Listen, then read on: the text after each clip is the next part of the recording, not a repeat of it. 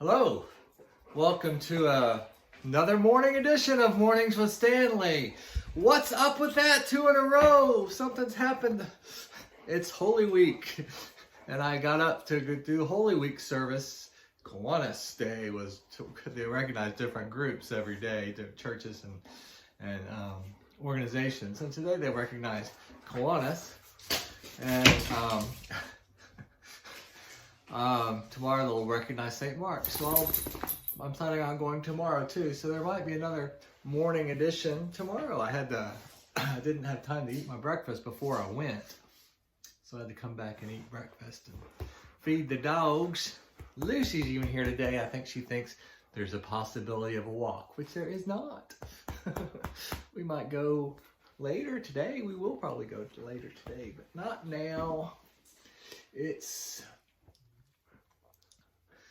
not gonna happen, Lucy Goose. Bless your heart. I had to close the dog door last night because Stanley decided to go bark at something like right after I dozed off. That's the way it always happens. So I closed the dog door, so I don't want him to get the neighbors mad. And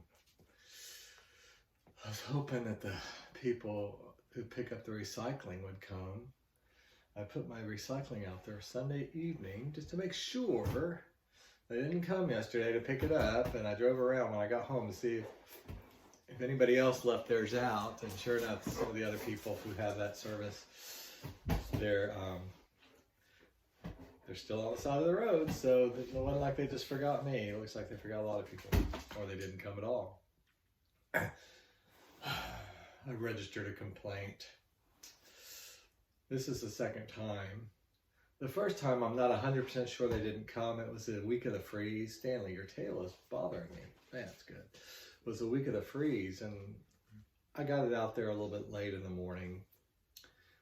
I don't remember what time. Not too late. I got it out earlier than they normally come. They usually come around lunchtime. And I got it out there in the morning, but they didn't pick it up. And I couldn't tell if they'd picked up other people's or not. So, but it's every 2 weeks, and I get a meal kit every week, 2 boxes and 10 small boxes in them. So I try to recycle all those. So it adds up. When I miss a time and 2 more weeks, my bag's full. I don't have room for more. I'm still catching up from the Stanley, move your tail, they can't see me. I am actually the star of the show, even though it's Mornings with Stanley. Somebody has to spend their morning with you, and it's me. Anyway, I'm just enjoying my coffee because I usually drink it before I start this, but I need to get to work. Anyway, I'm hoping they come. It's been a pretty good service, and who knows what, it's probably just one person doing it or 2 people, and maybe they couldn't do it yesterday. But I know that they've texted us in the past when there's they wanted, like last summer when it was really, really hot, like 100 degrees, and everybody was worried about heat exposure, and Lucy has Stanley's little rawhide chew. And so now they're having an argument over it. I might be spilling my coffee and changing my clothes. Anyway, they sent us a text message saying, you know, the dangerous heat. So they didn't want to do it in the middle of the day, put it out overnight. They might pick it up overnight.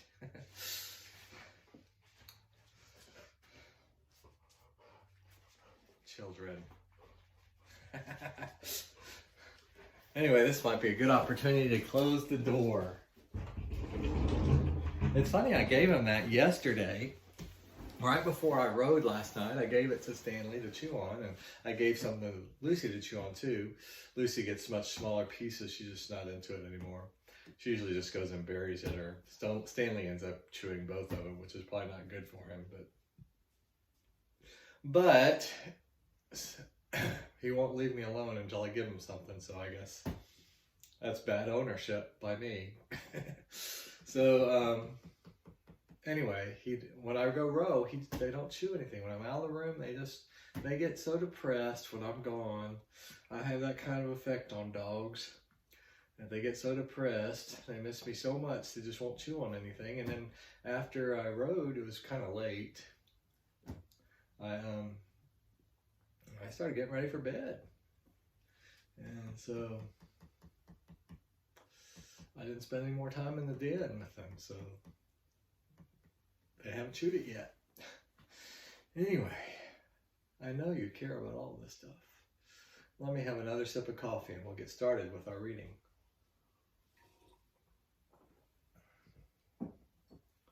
Not my best cup of coffee. A little weak today. Here is our reading for today in Luke chapter 16, verses 9 through 11. This is a passage that has always confused me, and I'm not exactly sure what it means or how to interpret it, but I'm going to read it anyway. And I tell you, make friends for yourselves by means of dishonest wealth, so that when it is gone, they may welcome you into the eternal homes. Whoever is faithful in very little is faithful also in much, and whoever is dishonest in a very little is dishonest also in much. If then you have not been faithful with the dishonest wealth, who will entrust to you the true riches? Dishonest wealth.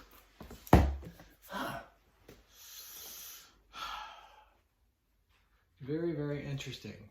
So let's see what Stanley Jones, if he even references this at all, or makes sense of that passage. I just don't understand the dishonest wealth thing. This is Tuesday of week 48. A straight way for all our goods. On the first Thanksgiving Day, Governor Brewster of the Massachusetts colony preached a sermon on this text. Then I proclaimed a fast there at the river Ahava, that we might humble ourselves before God to seek him a straight way for ourselves, our children, and all our goods. Ezra 8:21. The first Thanksgiving was a fast. We have made it into a feast. The first was to humble ourselves before God. We congratulate God and ourselves for our prosperity. The first was to seek from him a straight way for ourselves, our children, to find out God's destiny for us. We take it for granted we know our destiny and that it is being fulfilled in us. The first Thanksgiving sought a straight way for all our goods. We seldom seek guidance for all our goods, but consume our goods as much as we can in celebration.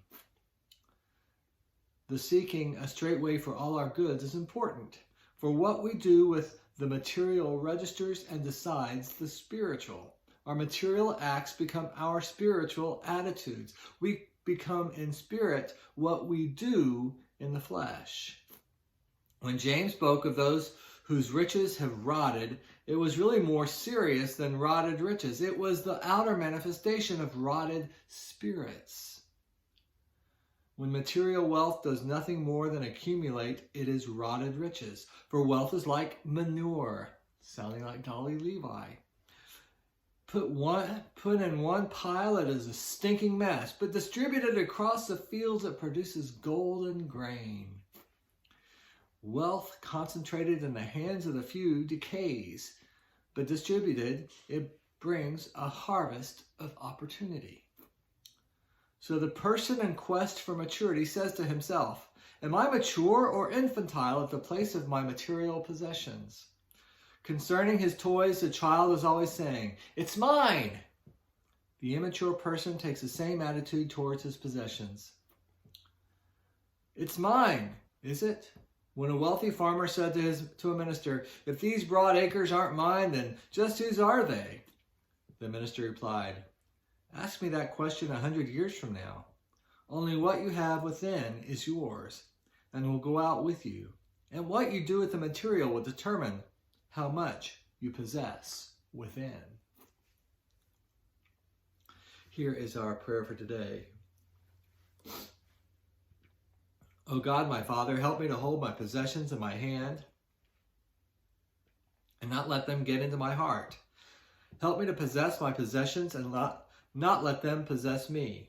Then teach me the principles upon which I must handle the material. Amen. In our materialistic society, and I am a too willing participant. This is good stuff. Here's our affirmation for the day. When I seek guidance for all